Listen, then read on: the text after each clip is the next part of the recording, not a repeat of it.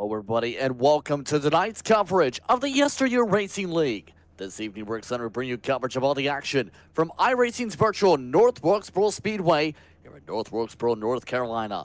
McCullough Entertainment is here to bring you action from all types of racing, including the weekly Fast Friday series. No matter what you're racing, we can bring the action to life.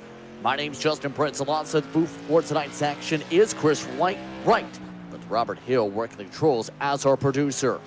The YesterYear Racing League is a unique one we've seen throughout the season so far, based on actual events that emulates historical races for the 1990 Wheel & Modified and 1990 Smart Tour Series campaigns. These races, in turn, are identical to the weather conditions, to the race distances, etc. We bring you these bits of history throughout tonight's broadcast once again. Tonight, we're emulating the 1990 version of the Lowe's 150. This race tonight, though, is renamed in the honor of Zach Brewer. It's the Zach Brewer Classic, won by Robert Jeffries in 1990. Chris, some of the top modified racers in all of iRacing are a part of this series, whether it's OBRL with its many years of history, whether it's Bootleg Racing League that's been racing since the 90s, whether it's Red Light Racing Leagues. What are your expectations for North Wilkesboro tonight? Well, before we went on air, we were just talking about that, and, you kind of sold me on the fact I don't think we're going to see a lot of cautions tonight, although it being a short track, these guys are really talented. I think we're going to see a lot of green flag racing, a lot of strategy about how hard to push here early in the race, how much you want to save your tires, and not sure yet if we're going to see a fuel stop or not, so all that's going to come into play at some point if they decide that they don't need to stop for fuel, or when they decide to pit. That's going to really shake things up if there are a couple different caution flags tonight. Look at your track conditions and your track details once again, like back in 1990 at North Wilkesboro. Racetrack currently at about 90 degrees. The track temperature in the 60s. Air temp for today's action here around this facility opens since 1946. Remember, on iRacing, we're using the only version currently on the platform from 1987. Now, before we get to the race itself tonight, it's important to mention tonight's race, as mentioned, is named in honor of Zach Brewer. He was a Winston-Salem, North Carolina native and a racer in the Smart Modified Tour, who also raced in various different series throughout the 1990s, including the Smart Tour, Bowman Gray Stadium's Modified Series, and the NASCAR Goodies Dash Series. He lost his life during complications with routine surgery just this past March, leaving behind a wife in Kimberly and his 9-year-old daughter in Avery. League owner Alan Wanamaker will be racing his Hillbilly Racing number 79 in his honor tonight. So the drivers now make their way to the racetrack for the Zach Brewer Classic. 150 laps on the docket for tonight's festivities. Let's see how they qualify. It's a shocker on the pole. It's James Waldo for the first time setting the top time in quali. Did it by nearly a tenth over Thomas Ogle. Dale Copeland starts off in the third position tonight with Rex Hoyle in the fourth position. Then in row 3, the 08, it's Ryan Pittman, and the 62, Rory Collins. Row 7, it's the Moores. In the inside row, the 4 of Donnie Moore, the 26, Lloyd Moore. And rounding at your top 10, it's Brian Johnson, the 17 Fours, and Ralph Vandervoors rounds out your top 10, Chris. Yeah, and right there, just outside the top 10 there in 11th, we've got Brian Bianchi. And then, right there in P12, we got Chris Hazlett. Right here, Gavin Adams in 13th. Jeffrey Linden, 14th. Bruce Pearson, 15th. And rounding out the field, we have Stephen Hilbert, Todd Liston, Lowell Jewell, Thomas Hilbert, Torrance Childs, and Alan Wanamaker. Talks about your 1-yard here tonight from iRacing's virtual North Wilkesboro Speedway. One more pace lap before we get going for tonight's festivities. In real life, this race had only one caution in the 150 laps and 2 total lead changes. The last of which seen Jimmy Spencer lose the lead to Robert Jeffries, which ended up being the race-winning move. What are your keys to get the race-winning moves tonight to be the winner of this race? Well, I think the key tonight for these guys is going to be about managing the tires, trying not to burn them up, and I do think we're going to see everybody pit at least once, would be my guess, at some point, unless it runs green. You're going to want to be able to pit at a point where maybe you get one caution earlier than the rest of the field pits and try to jump them with some track position. Green flags waving. We're underway for modified racing from North Wilkesboro. Tom Ogle already to a great start. Outside, getting the edge. In turn, already able to clear, getting a lot of give and take for the 23 inside.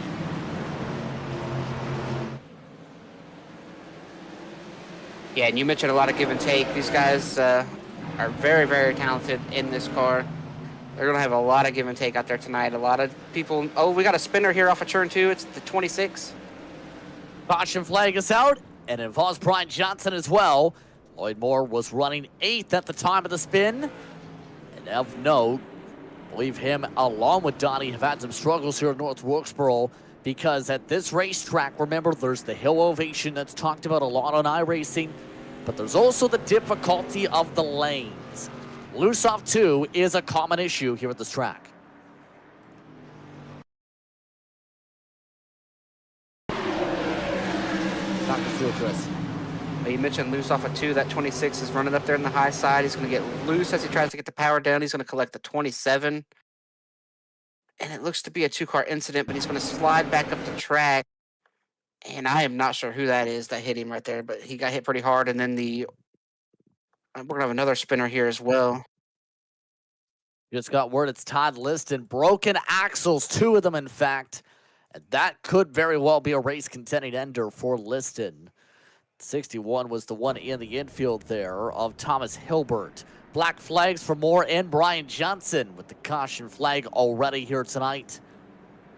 But already, the driver who's put up a lot of dominating performances up in front, Thomas Ogle, in 2 different races this season.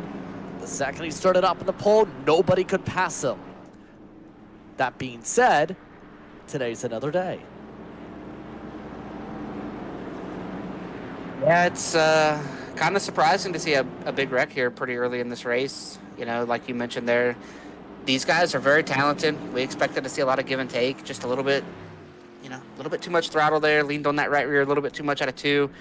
Thought it was going to be able to get away with just a single car spin, or maybe that second car just getting a little bit of damage, but in the checkup and the way that they finished wrecking, ended up being a pretty good sized wreck there on the backstretch. Very unfortunate. You hate to see that for these guys this early in the event. Just like that already on lap 6, still for the pace laps to close on out here. Lowell Jewell is out of the race already from that incident as well in the 2 machine. He's your first DNF officially on the stat sheet. Interesting enough, in the midst of that period, Alan Wanamaker gaining a lot of spots because of that. Remember, he was the only driver not to set a qualifying time tonight. He's already up to the 15th position after that decision. Yeah, and you mentioned Lowell heading for home. Randy's right there behind him as well. That's 2 guys already loaded up, and they'll be back next week.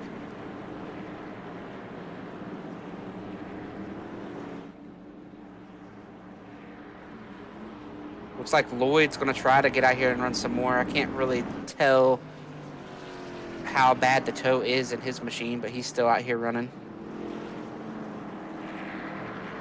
Getting all set for the restart here. Drivers are trying to appeal the black flags in session. We'll see what's decided upon here. Thomas Ogle, steep machine. Throw back to Ted Christopher, continuing to try and follow his ways. Green flag is out, back underway. Action continues here from North Wilkesboro as they go down the hillside.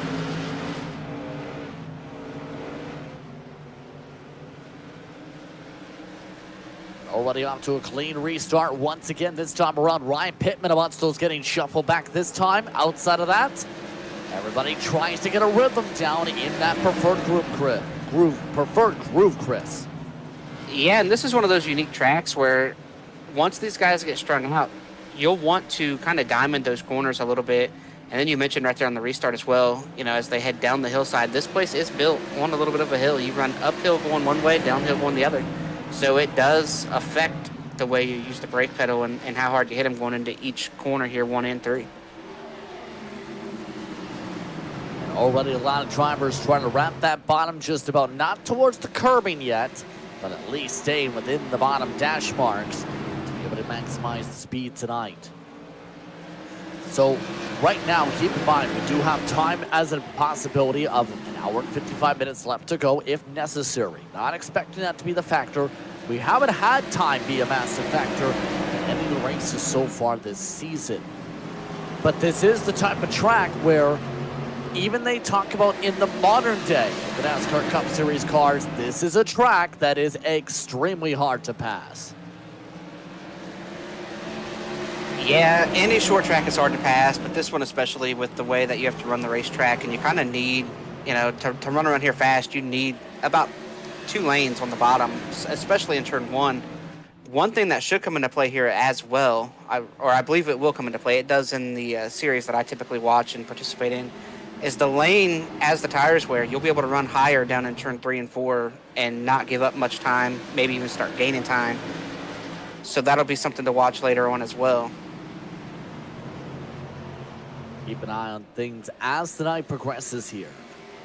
Now, one of the things that is intriguing about this series is they predict how things could go via AI.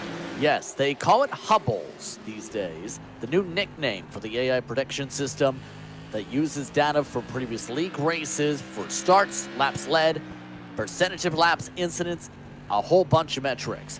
Then filter that said data, and then add said more data as we've now built up said data sets in YesterYear.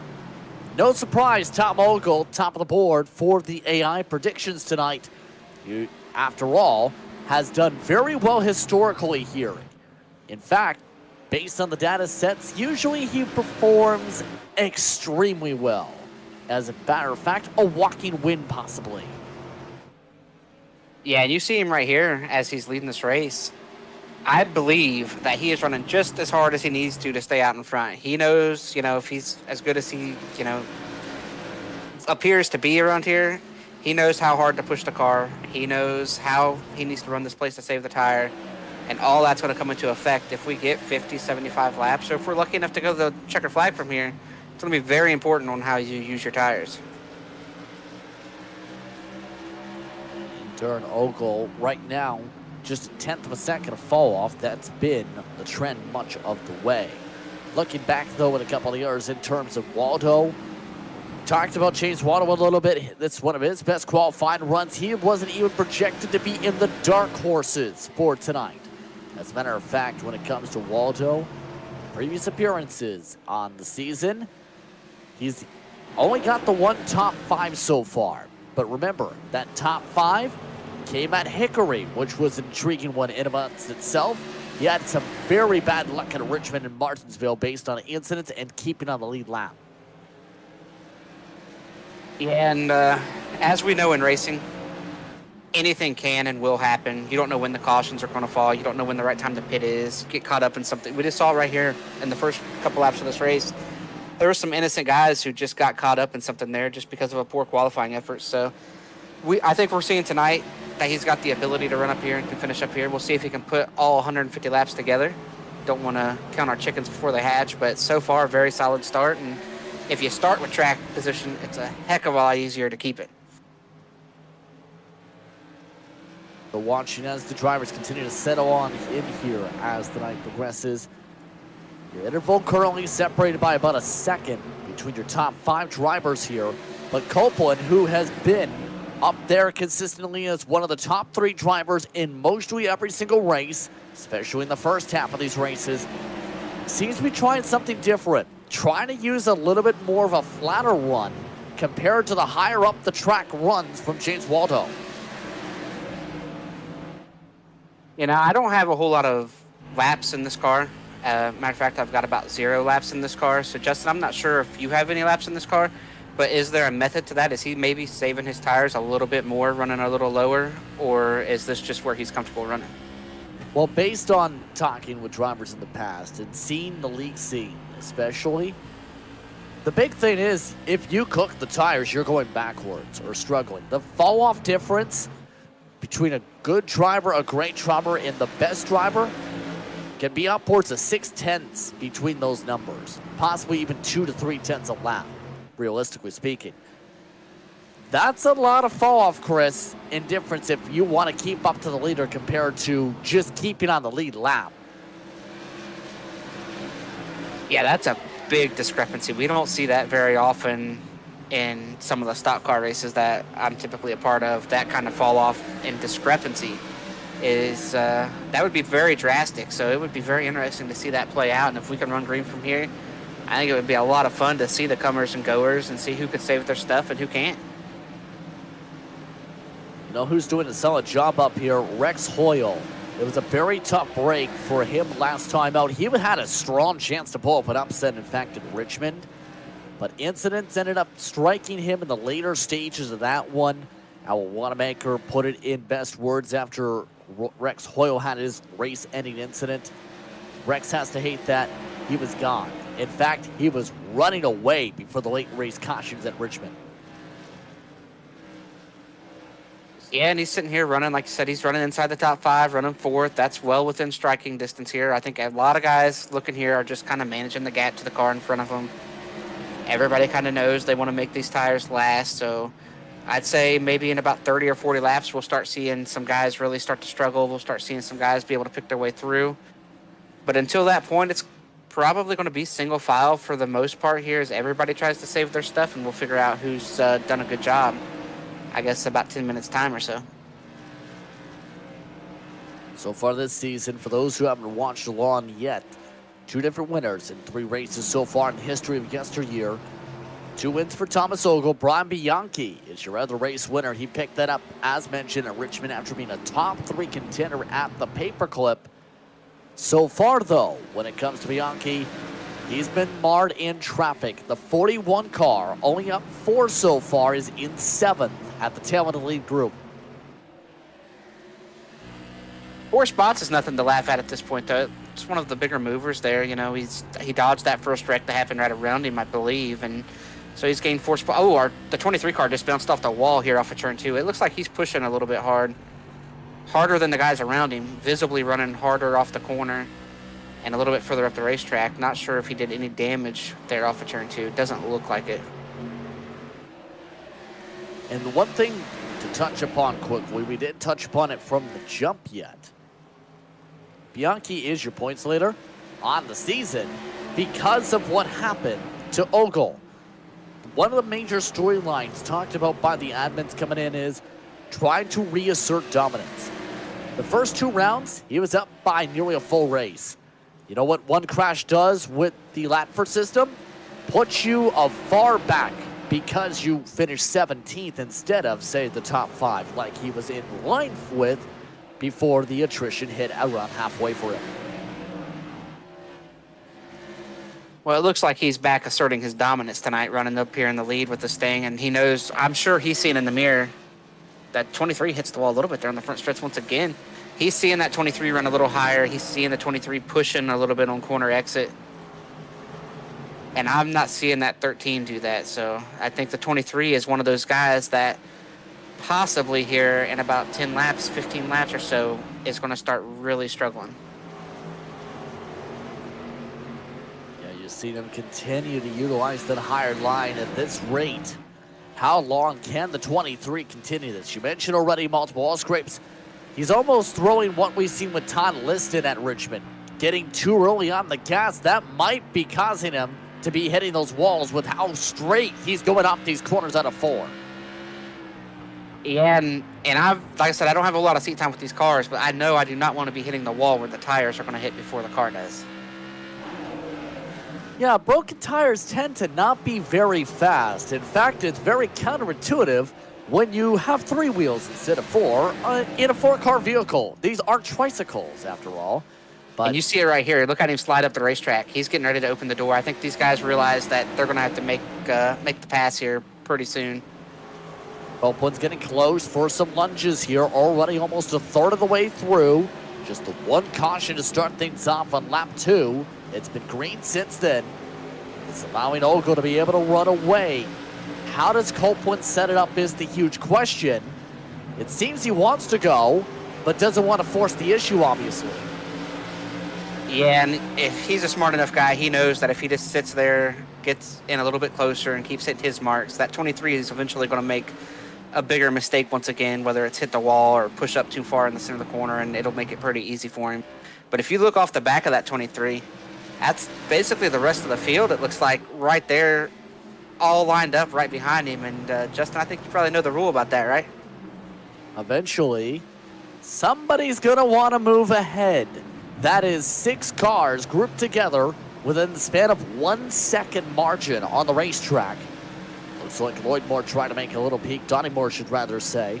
But no one else really to jump in the queue yet. This isn't going to last forever, theoretically. But these are drivers that tend to usually give themselves a lot of time. Copeland spins himself in the grass. No caution. We stay green. Oh, man, that is very unfortunate for the Chick-fil-A machine right there. Just clipped the grass. Way too much time, and yeah, you're right. That is a very common mistake here. And believe it or not, usually when you clip the grass, it's because you're trying to be patient. You're trying not to be too aggressive, and it just... Man, he is going to be kicking himself for that. Well, as a result, Copeland is now leading the second main cluster in 8th position. 5.5, making near 6 seconds behind a race leader. It's going to take a long while and a few strategy plays to get back up. Speaking of the plays, though, Rex Hoyle is not being as patient here. In fact, he's already looking hungry to try and set him up past this time. Waldo, once again, with the checkup. Hoyle still can't get the run yet. And here he goes with him missing the bottom. Really hard, though, to make that pass. You talked about how hard it's going to be to pass out here, and I think the outside line is going to be there. It's going to burn the tires up. And that 23 probably just knocks some good off the tires to hold that spot. He's hoping for a caution. One thing that's happening here, too, is the 13, Thomas. I think he's purposely slowing down. He is not driving away from these guys. I think he's seen that the 23 is struggling, and he is purposely trying to back up towards these guys, not to burn his stuff up. 23 hard in the fence right there. Yeah, eventually, at this point, the 23 is not going to hold on. Ogle is absolutely going to be loving this, but here's the door. The C's look to start to waddle the way through said door.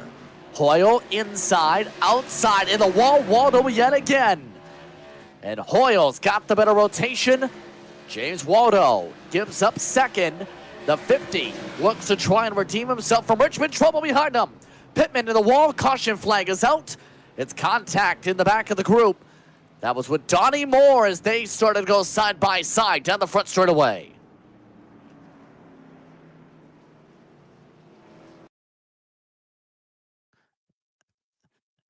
Well, they're side by side for second in front of him. Now they're side by side for fourth here. Oh, just came down a little bit there, did the 4. Kind of churned him. Heavy damage there, possibly for both cars. We'll have to get a look and see if they've broke anything on those wheels. If they haven't broke anything on the wheels, they should... Oh, man. Yeah, who came in full speed at the very back? The caution was out for 20 seconds by then.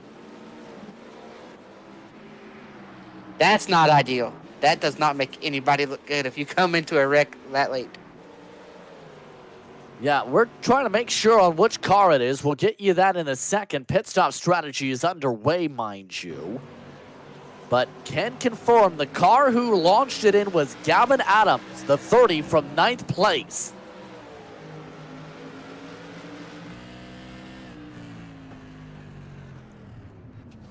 The caution comes out when he's coming off a 4, too. Like, if you go back to coming off of turn 4, the yellow flag is waving. And now this mixes up the strategy. And guess what? Dale Copeland is the one staying out to take the race lead. Not a shock as he tries to roll the dice. First off the pit lane this time was Rex Hoyle. Bianchi, Wanamaker, Ogle. The rest of the grouping Ogle taking a full fuel load, it appears, into his modified machine. A lot of others, just the tires in the race machines here. We were talking about this earlier. Would anybody try it to see how long the old tires would play out, knowing fuel was not likely to be a massive factor? Not a shock it's Copeland with that mistake earlier, with how he was feeling his speed was there. That mistake was the only reason he was back in that 8th position.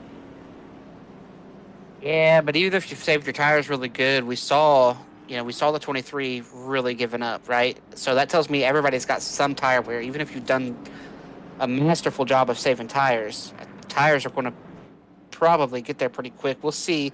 I believe he kept Rex, Brian, and Allen out here with him as well. So it's going to be 4 of them out here with the single file restart. It will be a little while before they get there. Maybe they're banking on pitting in 20 laps, maybe catching another caution and trying to come back through the field that way. Will be very interesting. And as for the 23, that's the caution he needed. James is going to be able to stay there in 7th, got new tires. And somebody should go let him know to make sure this run, no matter how many times he's hitting that wall there off of turn 2, it is not going to move out. He is not going to be able to move that out. And remember, with the race rules, no lucky dogs, no wave rounds. That means only Copeland staying on the lead lap. We have several drivers who attempted to get a lap back, or at least some laps back, will be in front of those who pit. Several lap cars going. Brian Johnson up there. You also throw in Jeffrey Linden, Leiden should say, in front of Brian Bianchi. Thomas Hilbert's in front of several, including Wanamaker. And we're all set to get back underway. A wild restart already underway. A poor launch by the lap car. And here comes Hoyle. He looks inside. Some of the lap cars want to let drivers go. Others are fighting it. Yeah, this is very interesting here, how many lap cars are up here and how much really track position these guys lost by pitting. 13's about to get trapped. Thomas is about to be trapped, have to give up on trying to make that pass and just follow the 79, the 61 backing up pretty hard here on the top. Now already the battle for second clear, the battle for third clear. Ogle, remember, took the full fuel, so he is definitely good to the end. Don't expect him to come down unless it's just for rubber from here. You know who gained a lot of spots from that? Your biggest mover in the pit lane was Alan Wanamaker. The car he's looking inside to. Good block off by Wanamaker, but Wanamaker went from about 11 to 4th in the pit cycle. Yeah, the question is how hard was he on his tires there that first run too, since he stayed out, got that track position. You don't want to give it all back. He didn't actually stay out. He took no fuel with the pit stop and or 2 tires. Remember, 15 seconds, a lot of people take 2 tires with these cars because it takes the same equivalent as a stock car 4-tire pit stop. Well, that's good to know. I did not know that the pit stops worked like that over here. I just assumed he stayed out. Remember, so great call. Yeah. But say you typically don't see a green flag stop with a modified. It's very difficult in live action.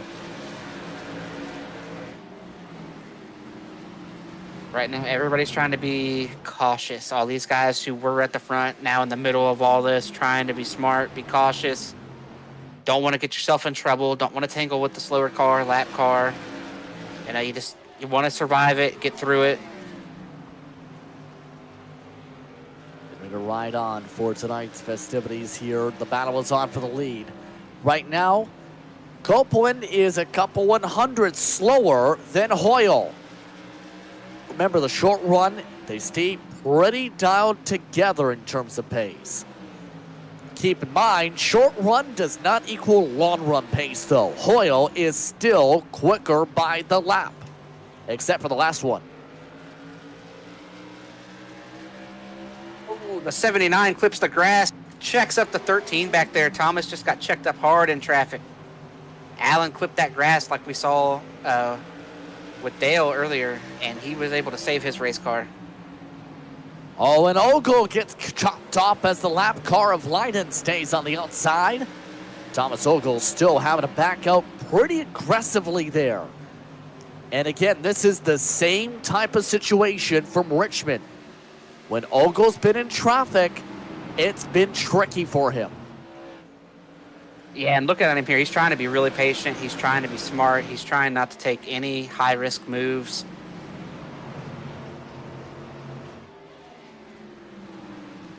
trying to get the composure back, and you can argue at this point. We're already just about at halfway, by the way.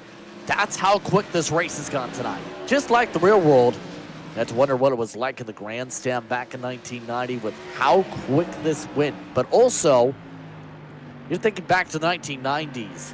There's a lot of festivities still in play in real-world North Wilkesboro competition, whether it's NASCAR Cup Series, obviously, but also just the short track scene in general. How much do you think a ticket was back in 1990? That's a good question. I want to say, I don't want to guess. I want to get a full number. We will get back to you on that one, but it'd been more fun to take a guess, and then we'll figure out the number. I'll give you my guess after you say yours. It's definitely not 250. Like no, today. It's definitely not 250. So, I would say $15. You said 15? 15. I was thinking probably 5 or 10. I'll go right in the middle. I'll go 7. It's going to be an interesting question in terms of that, because one of the main things to consider back then, let's take, for example, the 1990 Holly Farms tickets. You know how much a ticket was for a cup race? $25. It's more expensive to buy the original ticket than it was to watch the race. $25? You can't even go and get a meal at a racetrack from a concession for $25. One of the main things with the history of North Wilkesboro that people seem to forget sometimes is ticket prices were on the lower side until the boom struck up towards the final stages in the decline, as some talked about before the revival. Speaking of reviving a battle, Rex Hoyle revives the inside line, trying to get around Copeland, still can't. Bianchi waits in the popcorn seat. All lined up right here as they are trying to stay up there, and they have about 2 seconds on Allen. Not sure if there's any lap cars. I think they've cleared all the lap cars, so yeah, Allen has cleared all the lap cars, so it's just about making the time up. Same with Thomas right behind him, so there are no more lap cars between these guys. We'll get a good look at lap time here over the next few laps to see if and when they will catch them. What was that about having no lap cars between them? Guess what? A lap car decided to say, hi, I'm right here. That is Stephen Hilbert, and that opens up the door more for second. Rex Hoyle seemed to get hard out of the gas just in case for the lap car. Yeah, he went up there. I think he's just trying to be courteous to him, give him the room. I think he just went up and got out of the way. And looking at these lap times right now, Allen and Thomas are both running down the front three. And here goes Thomas, trying to become the first car on tires. Allen, it looks like, just gives it to him. On a full set indeed. Oh, wow. Tell you what, that lap car, when he chooses to get out of the way, he basically stops out there. Yeah, that is not pretty. That was Stephen Hilbert yet again, who nearly spun it across the nose of Wanamaker. But for the race lead, Rex Hoyle still looking hard inside. Copeland having a hard time staying at the bottom of the racetrack in turns 3 and 4 on the up the hillside before going down the hill. So Justin, I got a hypothetical for you. If a caution comes out, do these front three pit, or have they already made their bid? There is a tire set available, but I think Copeland's bed is hoping it stays green till late. I don't know about you, but I don't think Copeland's coming back from 11th if he takes that first set, if there's a caution this early. It would be interesting if they're able to get ran down. Copeland's in the wall. Here comes Hoyle. Hoyle hard to the inside. Dale Copeland has to give it up. Rex Hoyle to the race lead.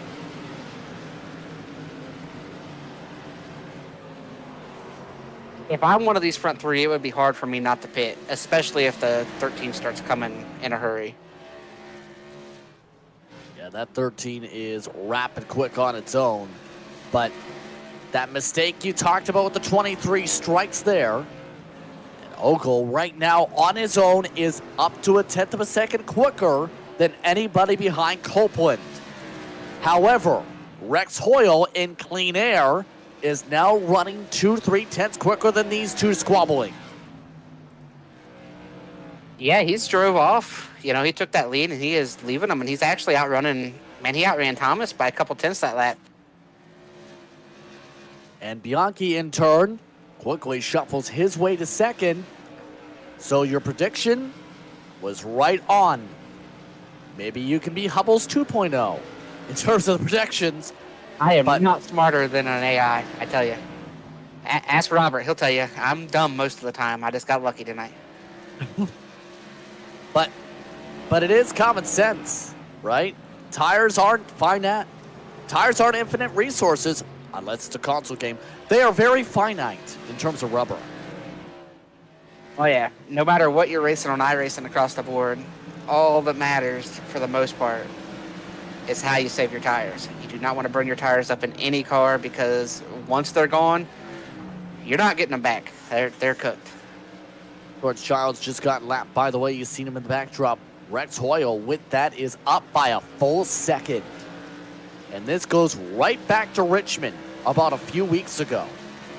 He set sail around this point of the race, then cautions bred cautions to end up the race, and he couldn't get the lead back after the strategy flip. Now, is there a metaphor for a green flag dance you can do in the cockpit, because he's doing it with some of these others really having a hard time on the grip? Prayer, just hope, right? Prayer and hope. Oh, please, no caution. I do not want to see a caution.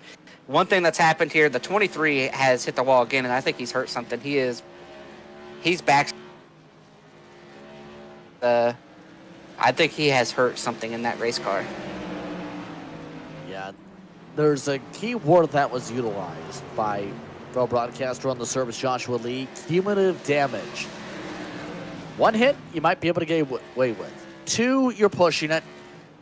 We're upwards of near 10 for the 23 making wall contact. Eventually, the car's going to say, stop hitting me into the wall. I'm going to lose the tire.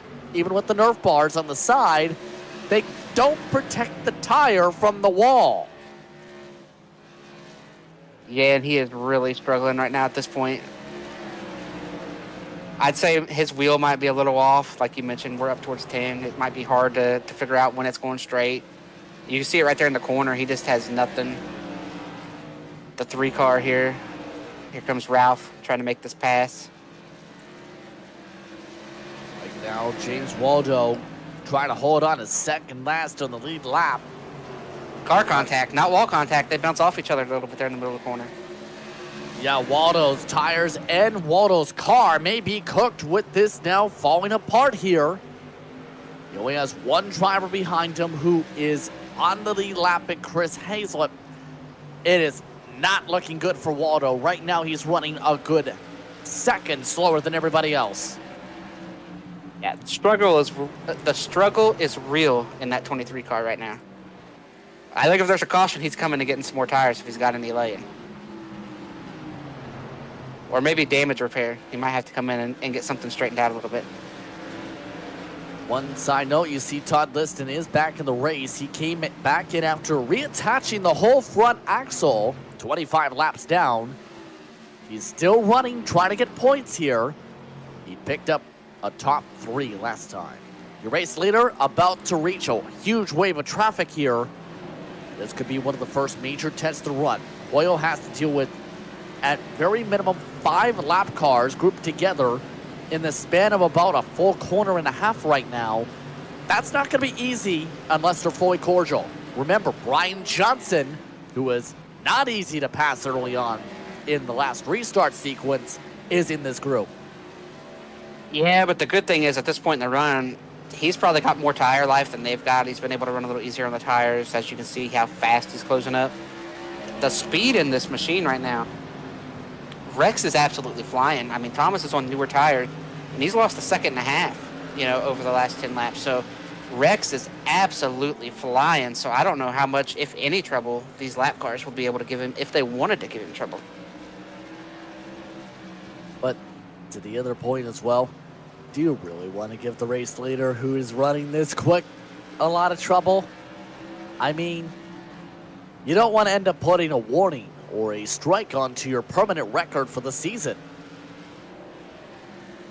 I think how I race the leader would be based on who it is, how they've raced me in the past, and if I'm on the lead lap. Like, if I'm on the lead lap and he's lapping me for the first time, I'm probably going to fight him pretty hard because I know if there's a caution, he's probably not getting tires. But at this point, if I'm that far back getting lapped, I'm going to come and get some and try to, maybe get up towards the top 7 or 8. Once again, for those tuning in, yesteryear action continuing to go in rapid fashion tonight. Oh, and Dale Copeland has to pit. The 55 just said he is pitting under green. That's a shocker. Yeah, that is massive for his race. That is basically race toast. Do you think he hurt something? Did he blow a tire? Something. That's surprising right there. He is taking tires here. It looks like full service. It's either he blew a tire or he pushed it on the fuel just too much, maybe. I don't know. That's a 2-tire stop. Oh, and this could be a tricky spot for the rest of the way. I think everyone else is good on the gas, for those curious. Copeland apparently was the one exception since he was literally the only person not to pit in the field yet. But if he did blow a tire, that brings, man, everybody else has got to be thinking about tires too, right? If he's blown one. Yeah. Yeah, right now, the drivers have seen half a second of fall off. Bianchi is still struggling to close up to Rex Hoyle, although it is closing with some of the traffic at times. Bianchi's getting a little bit quicker through it compared to Hoyle so far. That really baffles me. That 55, I thought, took good care of his tires. I thought he was pretty patient. He made that mistake over there off of 2 that time, but for the most part, he was taking care of his stuff really good. So if he's blowing a tire, if I'm another driver out here, maybe I'm backing down just a little bit more. I'm thinking, you know what, if he's got tire issues, I could have tire issues. And if you blow a tire on the sim, you don't actually blow a tire. It just pops up and tells you, and it obviously becomes very hard to turn. Typically, it's the right front, so it becomes very hard to turn, and you have to pit. You have 3 laps to pit or you're DQ'd. So if anybody has tire issues, they will have to pit. Now, an interesting trend starting to pop up. And it's not just the fact it's a hornet's nest building up, and we have one in the grass. Hold on.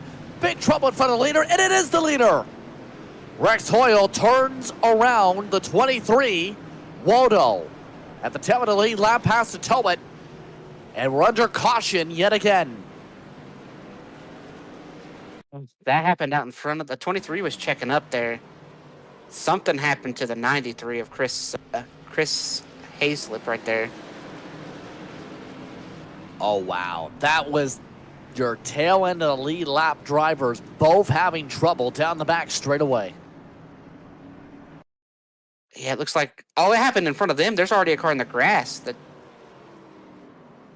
Okay, so the 26 spins. The 93 sees it, checks up. 23 doesn't get checked up in time, and obviously the leader doesn't get checked up in time either. And this is exactly what Rex Hoyle probably did not want to see. A strategy flip of the script. Looks like a lot of 2-tire calls here. Rex Hoyle off the jacks, already off and away. Wins the race over Brian Bianchi this time. Thomas Sokol comes out on a 2-tire stop in 3rd. Then next in terms of lead lappers, Alan Wanamaker, Donnie Moore, your top 5. Everybody inside the top 7 taking 2 tires on this pit call. You know what's huge here? This caution may very well have just saved the race of Dave Copeland, because he can take the wave, be in theory, or at the very least, I should say, is tail end of the lead lap. Another caution, he's in it. He's in the race. Yeah, but he would have liked to have seen that caution before he had to pit. Yeah. Unfortunately, I think most people would agree. Crystal balls are kind of in a very big shortage right now. They have not been on sale since the 500s. And did those ones work in the 500, you think? I don't know. We weren't in the 500s. Rex Hoyle's going to be definitely the person to beat the rest of the way in theory, Chris. So what do you do to battle with him?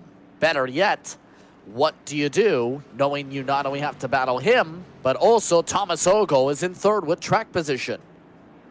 Well, we just got new tires, 2 of them. Probably everybody took rights.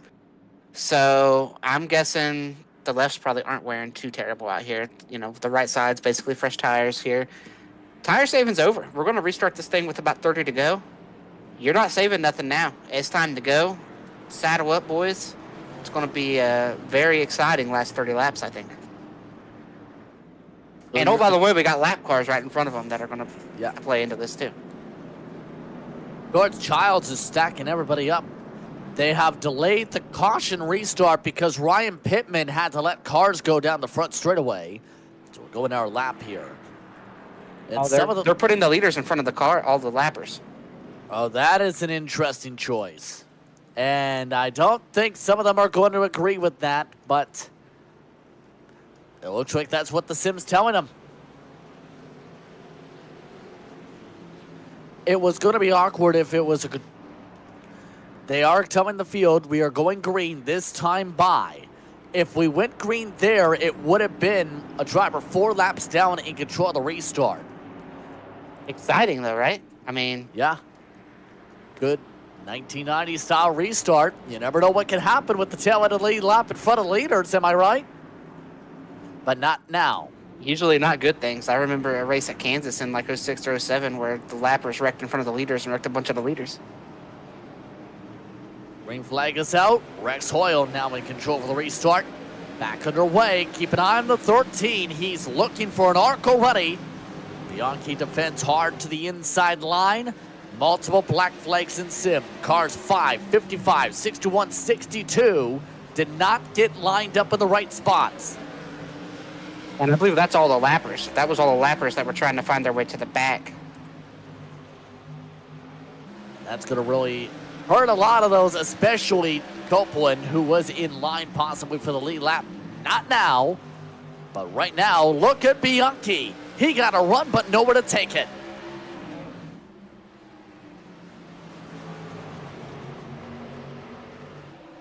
Here comes the 13. We're going to have that battle for second, side by side into 3. A dive to the inside. The Culpeppers machine up high side. Bianchi has the run down the hill.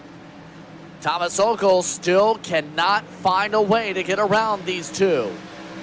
Good defense still from the 41-year points leader. Ogle still wraps the curbing, but in the end, it's Ogle who jumps to second. Rex just ran his fastest lap of the race right there by 0.2 of a second. But these boys are getting up on it now. They know nothing's left to save. We're going to use it all. And Thomas needs to go. 25 laps to go. Rex Hoyle looks to try and redeem himself after showing dominant pace at Richmond. And Ogle's got a problem. Ogle has to let cars go. Did he push a little too much there? I think he did. Yeah, I think he started to get loose there and had to make a catch. And he just ran his fastest lap. Everybody up here is running their fastest laps of the race right now. Not a shocker. Fresh tires, low fuel, good on short runs. Gonna make things a little bit tighter long run in theory for the fixed sets. We'll see. Ogle is back to second though. Ooh, maybe a little bumper tag. Oh, that's a little hit to the dirt bar indeed. Right now, these drivers are losing time the more they fight for second.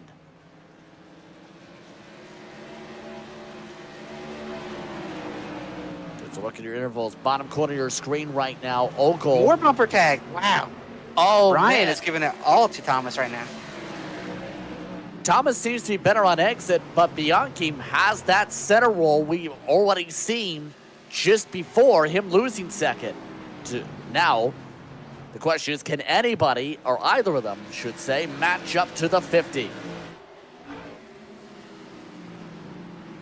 I almost wonder if the 50 maybe is seeing how big his lead is and saving just a little bit. I mean, I know it's just 20 to go, but if you could save a little bit and have a little bit left when they get there and pull back away. But right now, Brian's going to take the fight back to him here. I thought he was going to drive away. I thought he'd lost too much ground to drive back to him, but Brian is driving right back to Thomas once again, especially down on 1 and 2.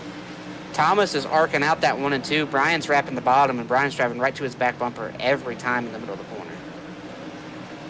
Rex Hoyle, for reference, is starting to reach up to Copeland this time. Copeland is 3 laps down because the black flag.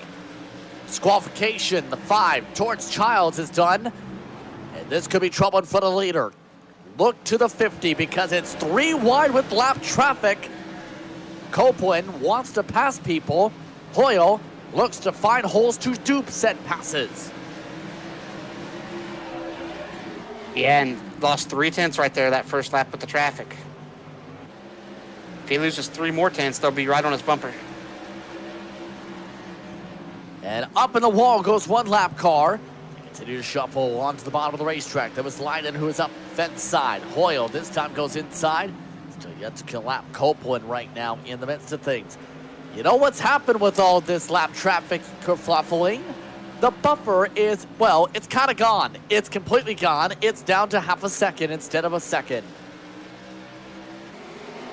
Yeah, it's, well, looks like Rex put a little bit back on him there, just a tenth, but I believe there's just 1 more lap car we'll have to deal with. I'm not sure if we'll have to deal with any more traffic after this 55. And we know the 55's got speed, but the 55 being very courteous, going to give him the bottom.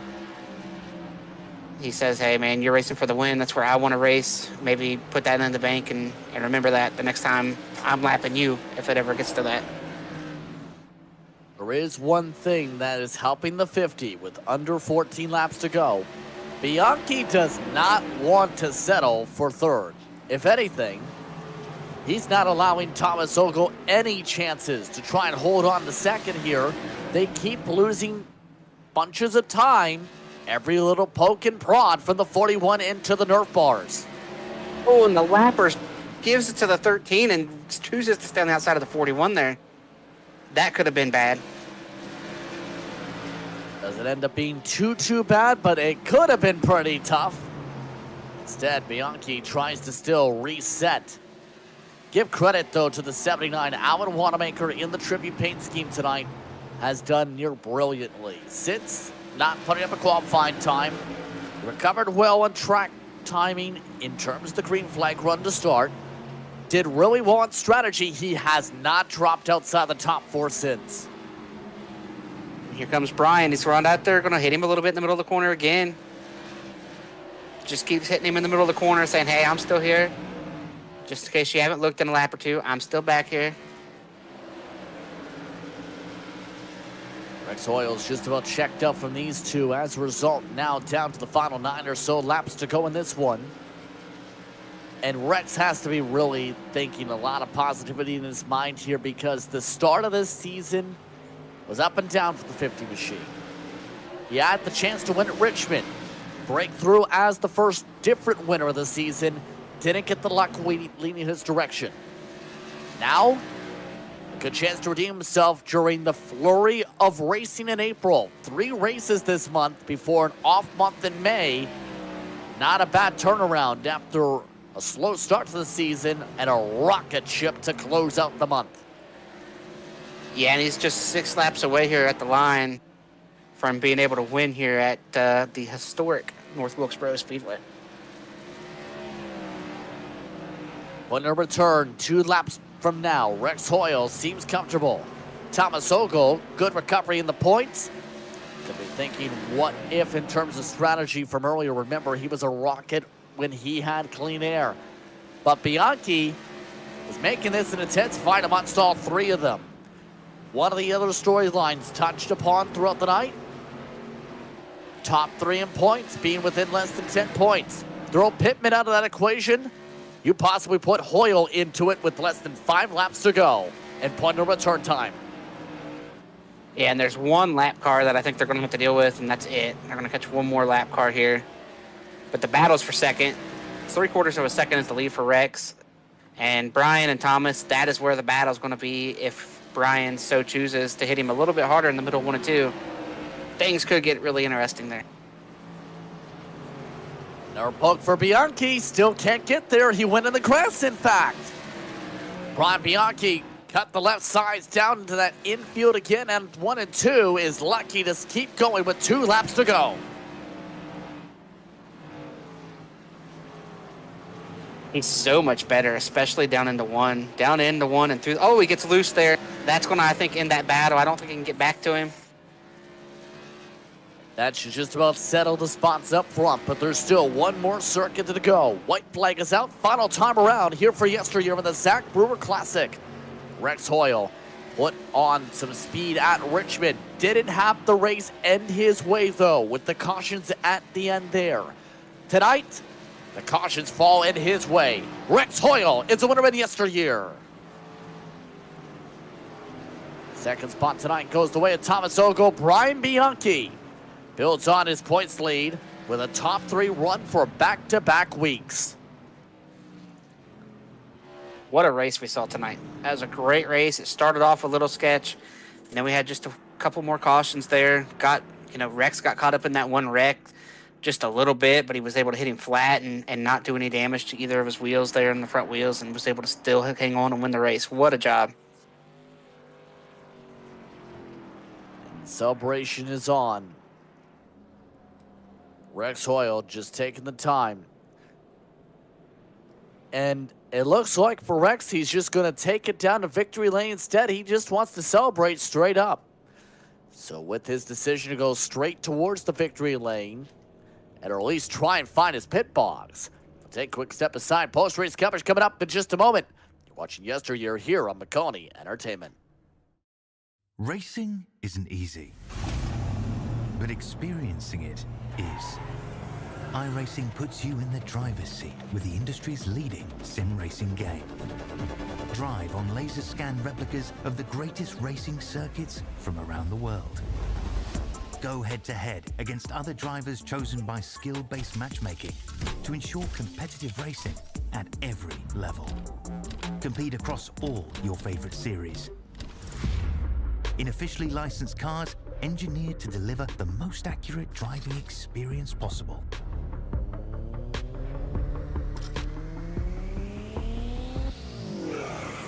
Join a race or host your own with players from across the globe. Race against the computer or in a league with friends. Feel the thrill behind the wheel. Visit iRacing.com.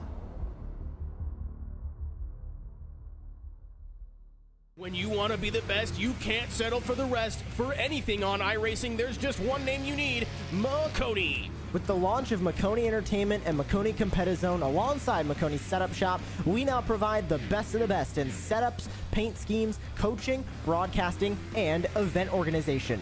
With cars across all 4 license classes, we have what you need to hit the track with confidence.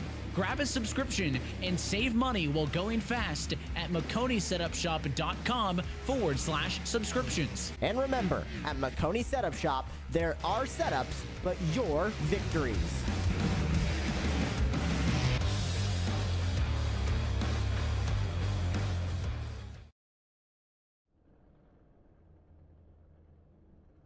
Welcome back to coverage of the Zach Brewer Classic here on Maconie Entertainment. It's Rex Hoyle who makes up for what was a rough run to end Richmond after being lightning fast late there with a lightning fast race in general. 66 laps led on the way to the victory tonight over Thomas Ogle and Brian Bianchi. A good shout out to Alan Wanamaker in the Zach Brewer throwback. He finishes 4th over Donnie Moore. Bruce Pearson finishes quietly in 6th. And rounding out the elite lap finishers was Ralph Vandervoort. Drivers laps down included Gavin Adams, Chris Heislip, and Jeffrey Leiden. Give him some solid credit there. He still finished top 10 despite being several laps down at one point.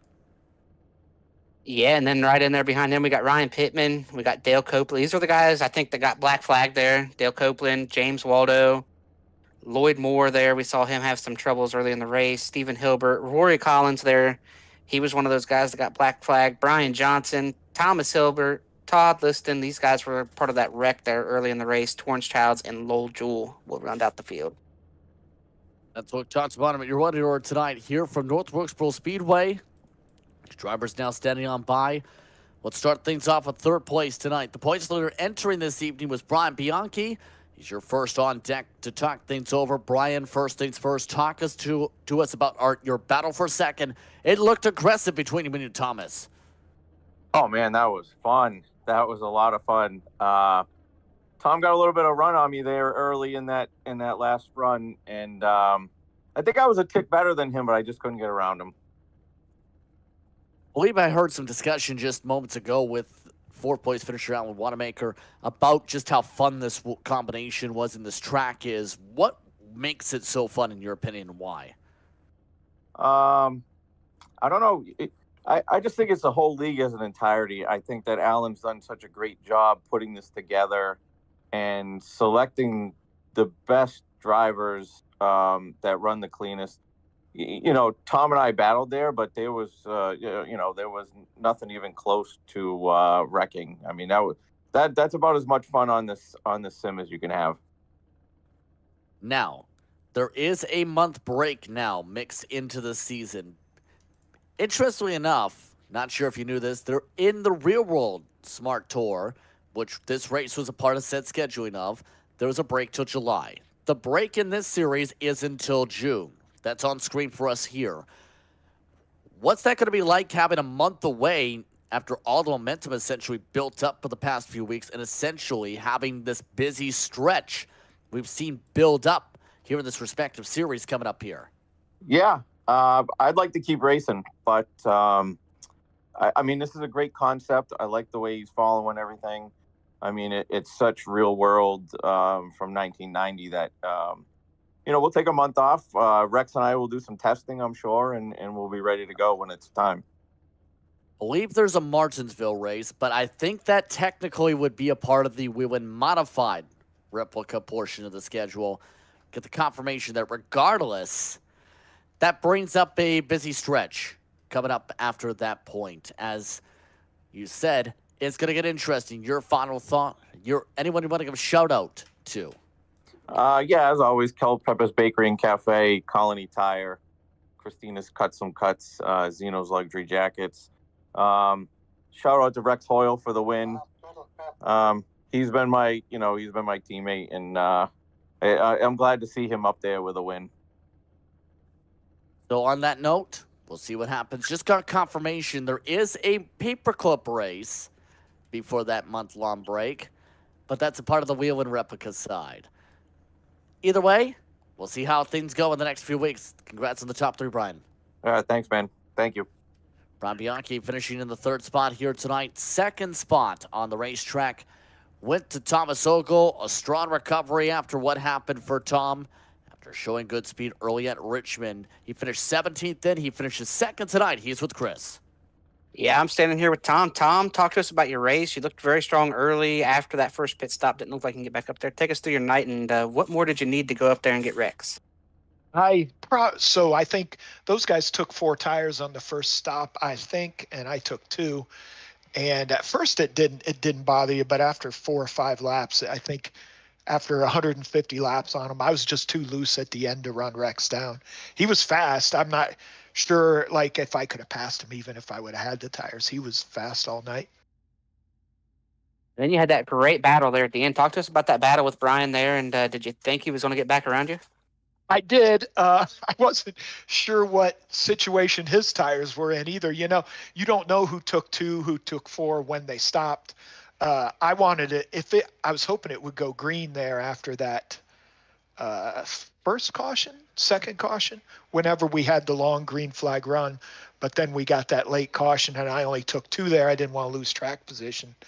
So I think if I'd have taken 4 there, I'd have been better. But Brian and I were battling pretty hard. I got around him, and then I heard crew chief told me Rex turned like a 0.17 or something, so I gassed it up real hard off of 2, trying to make up time, and got loose and about wrecked the both of us then. And what's the outlook for the rest of the season here, Tom? You guys got that big break coming up. How do you plan on attacking the second part of the season?